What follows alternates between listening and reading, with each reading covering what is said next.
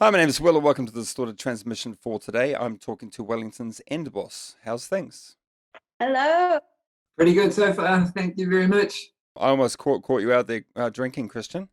Hey? Just staying hydrated. Bit of a back and forth nightmare using our email to communicate, or often miscommunicate intentions, but we made it in the end. Could you guys do some intros, please? We'll start with maybe EJ. Could you introduce yourself, please, and what you do? Hi, I'm EJ and I do vocals in Emboss. That's true. That's true. She does. I'm Christian. I play one of the guitars and do some pretty rough sounding backing vocals. And here in spirit today, we got Nathan, who plays drums, and Greg, who is the other guitar, but he also kind of he's like the virtual bass player as well. So he has like a splitter set up on his rig, which sends out like a synth bass note an octave below where our guitars are at. Wow. So he's doing double duty in that one and getting paid half as much. So it works out great. What's the idea of that sort of like lower octave bass frequency? Apart from the obvious, like it fills out the sound, but I mean, how was that kind of orchestrated?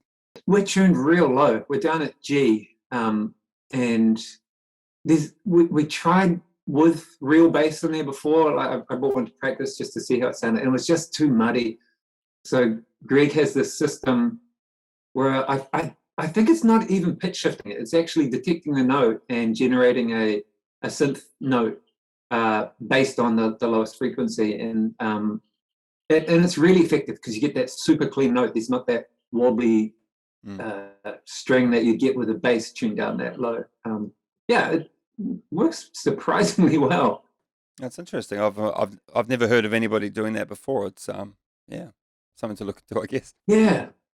Oh, I wish I could think of what the system was he's using. There's a few different ones. It might be one of the Electro Harmonics or something. I don't know. I'll think of it as soon as we hang up. Yeah, exactly. Or at 3 in the morning when you're in bed, as they say. Yeah. Cool. All right, let's press on with the questions. You released an 8-track album, They Seek My Head, in April this year, followed by an album release tour in June. You did a few shows there, right? I think you did Christchurch and Auckland. Did you do any others? Yeah, had a really fun night here in Wellington at Valhalla, our spiritual home. So how was the overall response, in your opinion? I found the Wellington show especially was just a real fun night, mainly because there's this new wave of young, really enthusiastic punk and metal enthusiasts that have been coming to shows lately, which is awesome to see. It's probably been my favourite show to perform at, actually, just because I was so into it. So that was really cool. We also played the Dark Room, and that was just a really neat venue too, and everyone there was, yeah, real good spirits and stuff, and yeah, it was neat. Auckland, great too. But yeah, really loved the show here. It's real fun. I was wondering why you missed Auckland out then. I thought, oh, maybe Auckland was shit. Cool. All right. So are there any more shows on the horizon? I believe that you might have some shows a little bit later in the year. Anybody know about that? There's the Napier Death Metal Festival, which they've been lenient on their death metal ruling, I think, and let us play at that. And that's EJ's hometown, and that's a rad festival anyway. So we would love to play there. For any reason, but it's gonna be cool playing in EJ's hometown. Yeah, sure. Awesome. Second that. Cool. All right. I'm actually playing that as well, so I guess I'll be able to say hello. Yeah. Oh, nice one. Which band have you got at that one? I'm in a band called Terraset. I think they're playing. We played earlier this year as well. I think you guys were meant to play earlier. Was that? And you shifted to the September show. Is that right? That's right. Yes. Yeah. Oh, that's cool, man. It'll be nice to meet you. I know that you've been around for a few years, but I haven't really followed you. So I sort of discovered you when the album came out. I was like, oh, this is new, seemingly new band, but you've actually been around for a little while. So how did it actually all sort of come to pass? Greg and I have been making music together since we were children, really, teenagers. And we started messing around with what ended up becoming N-Boss probably more than 10 years ago. Wow. Just never thinking it was going to be anything, just having these really low-tuned guitars, and, playing riffs together and doing little shitty recordings at home. 4 years ago, maybe, I think Greg befriended Nathan from Beast Wars and quite quickly decided to have a jam together, and we started playing together, and there was never really any rush with it. We're always sort of half on the lookout for a vocalist. And so we'd be playing for a year or two before we were blessed with our angel EJ. We'd seen her before. Our other band played at a punk rock festival at Napier, and we saw EJ play with a couple of bands there, and we're just like, who's this amazing young lady? But we didn't really see her again after that. Right. And then, it turns out she'd moved to Wellington without us being aware of it. And she had you'd been cast into one of James Wood's projects, right, EJ? And we managed to steal you away. So a mutual friend of mine and Nato's and James, Darius, he just brought me along for coffee one day with James and Matt, the festival singer, and mentioned that I was a singer, and James had a solo thing going on and was needing a singer, and James very politely was like, it's not for me, but my friends are doing a band and they need a singer and it could be for them. So got me and Nato in touch, and I went along to a practice, and it just all sort of snowballed from there, eh? So how many years ago was that when the band actually formed with you in it? When was that, Christian? Jeez, what do you reckon? Would it be 3 years maybe? Yeah, I think about 3 years ago. Yeah. Okay. I did see a comment from somebody that you opened for Beast Wars around 3 years ago, so maybe that was one of your debut shows. I'm not sure. Yeah, that's the upside to having a Beast Wars member in your band. All the supports you want, yeah. Yeah. We keep talking about how she's going to Gwen Stefani us any day now. We're in her no doubt phase, but we're just going to try and blackmail her into staying with us as long as we can. Keep dragging her down. We're real mean to her, so try and keep her ego crushed. Right. So yeah, gaslighting her and there we go. Yeah. Do the lyrics have a common theme, or does each song have its own sort of independent identity lyrically? Yeah, there's definitely a common theme, which would be, I guess, the human struggle.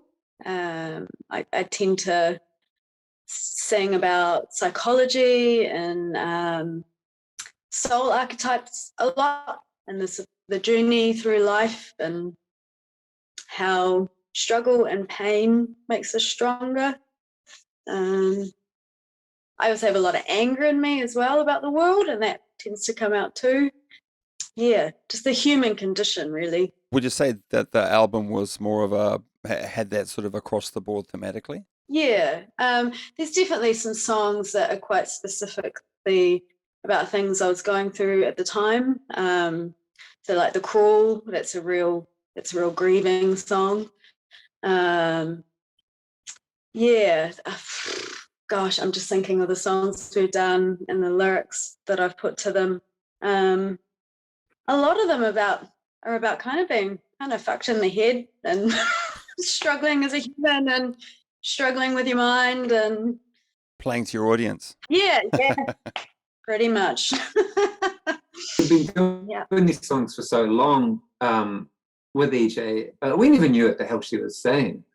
And then when it got near to releasing the album, and we were looking at putting the lyrics on the insert for the vinyl, and after we read them, we wondered, do we need to take EJ aside and say, are you okay? Because, as you can see, EJ's the loveliest person you ever met, and then we're reading this stuff, and oh man, this is some really dark stuff she's getting through with us. It was really eye-opening.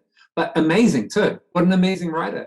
It was really eye-opening to finally get to to read what you've been singing about. A lot of people who are very sort of bubbly and sort of happy on the surface, there is part of them that sort of processes these sort of negative and sort of, I don't know, unfortunate aspects of life.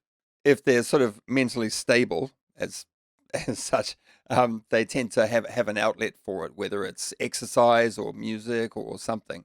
It's the people that they kind of fall down the rabbit hole who don't have an outlet and kind of get stuck. So I guess EJ processes it well, which is a good thing. I'm incredibly lazy and do not exercise, but I do write really depressing lyrics. So, Well, there's only one more question to ask, and that is anything to add. And it's the easiest question for me, and sometimes the hardest question for you. So yeah, is there anything you'd like to add to the end of the interview? Obvious thank yous straight away is James Goldsmith, who recorded the album. I think we owe a lot of the success of this album to him. That was such an amazing experience, and one that we all felt so lucky to have, recording with him at the surgery in Newtown here in Wellington. For me, I'd done little bits in studios before, but to have 2 full days with a amazingly talented engineer and scientist like James was a really special thing. And if we never get to do it again, then I'll be glad that we had such a good experience. You said that you only did 2 days. Did you record the entire album in 2 days? All the guitars, anyway. That's what we did at the surgery. At our old practice space, we recorded the drums, and that was just James and Nathan. And Greg was there the whole time too, and I was popping in and out, but it was... Okay, so not the entire album in 2 days. Good, okay. Well, my part, which is the most important part, was done in those 2 days. Of course. So yeah, massive thanks to James Goldsmith, and obviously huge thanks to Paul from Lyrical Records here in Wellington, who put out our vinyl, which is the most beautiful piece of vinyl I've ever seen. We did this crazy limited edition pink one, and this amazing looking cover that Greg and EJ created together. So yeah, those 2 guys are the first ones that pop into my mind.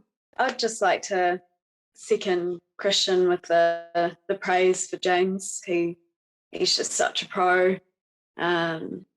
The input he gave for making that was just so much more than just what sounds good. He gave just little sort of ideas and things that just had such a huge impact. And for me, being such a noob going into a studio for the first time, it's really hard to sing when you're really anxious, and he just knew how to get the best out of me and get me focused and get me calm, and kept pushing me for a better take. Oh, you can do better. Do another take. And he was so patient. And he was born to do what he does. And yeah, thank you, James. And thank you, Paul at Rough Peel. Those 2. Thank you. All right. Well, thanks very much for your time tonight, and best of luck going forwards. And I hope to see you in Napier in September. Yeah, nice one. Looking forward to it, man. Thanks for talking to us. And thanks for watching.